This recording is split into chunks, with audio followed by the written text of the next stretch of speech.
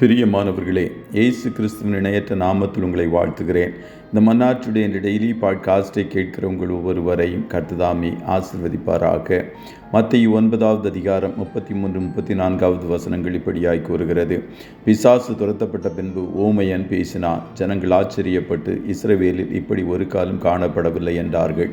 பரிசேயரோ, இவன் பிசாசுகளின் தலைவனாலே பிசாசுகளை துரத்துகிறான் என்றார்கள் என்பதாக. இயேசு மனிதர்களின் கருத்தை பற்றி கவலைப்படவில்லை. Jesus was not bothered by men's opinion என்ற தலைப்பின் கீழ் இன்றைய மன்னாவை தியானிக்கப் போகிறோம்.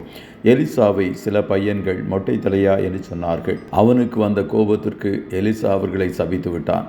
ஆனால் இயேசுவை பாருங்கள், அவரை தகாத வார்த்தையால் பரிசேயர்கள் நிந்தித்தார்கள். பிசாசு பிடித்த ஊமையான ஒரு மனுஷனை அவரிடத்தில் கொண்டு வந்தார்கள். இயேசு அந்த மனிதனுக்குள் இருந்த பிசாசை துரத்தி அவனை சுகப்படுத்தினார். இதை கண்ட பரிசேயர்கள் இயேசுவை பிசாசுகளின் தலைவன் என்று நிந்தித்தார்கள்.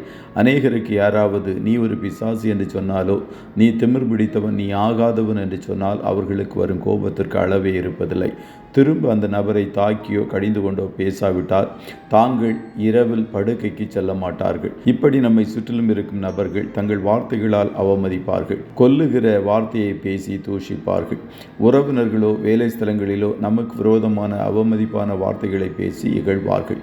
தேவ ஜனங்கள் ஒன்றை தெளிவாய் அறிந்து கொள்ள வேண்டும். மனிதர்கள் உங்களை குறித்து அவதூறாக பேசும் வார்த்தைகள் நிமித்தம் நீங்கள் சோர்ந்து போகக்கூடாது. இயேசுவை பிசாசுகளின் தலைவன் என்று சொன்னபோது அவர் இடி விழுந்தாற் போல் உட்கார்ந்து சோர்ந்து போகவில்லை. அவருடைய மனது நொந்து போய்விடவில்லை. பரிசேயர்கள் இயேசு பிசாசுகளின் தலைவனை கொண்டு பிசாசுகளை துரத்தினார் என்று சொல்லிக் கொண்டிருந்தார்கள்.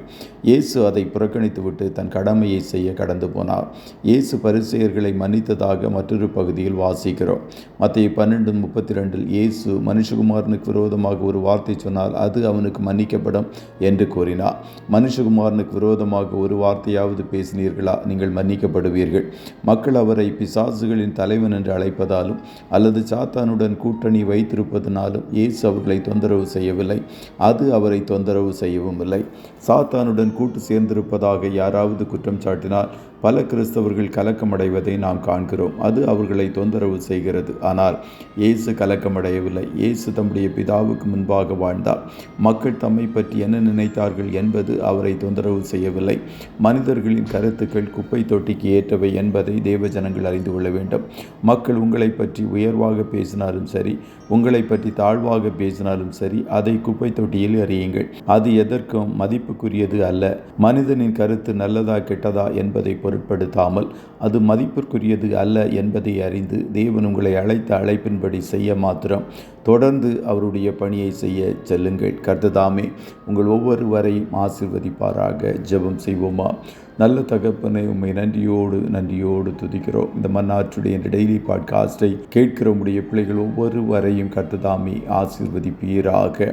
ஆண்டவரே, நீர் மனிதர்களுடைய கருத்தை பற்றி கவலைப்படாதபடி தொடர்ந்து முன்னேறி சென்றது போல எங்களை சுற்றிலும் இருக்கிறவர்கள் பேசுகிற அவதூறான வார்த்தைகளை கண்டு நாங்கள் சோர்ந்து போய் முடங்கி போய் விடாதபடி தொடர்ந்து ஜெயமாய் உமக்குள் ஓட ஒவ்வொருவருக்கும் கர்த்தர் கிருபைகளை தந்தருளும் என்று சொல்லி ஜெபிக்கிறோம். இன்றைய தினம் உம்முடைய பிள்ளைகள் கையிட்டு செய்கிற வேலைகளை ஆசீர்வதியும், போக்கிலும் வரத்திலும் உடனிரும், காரிய சித்தியை கட்டளையிடுவீராக. அவன் செய்வதெல்லாம் வாய்க்கும் என்று சொன்னீரே.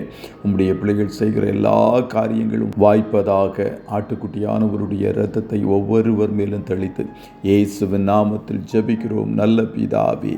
ஆமென்.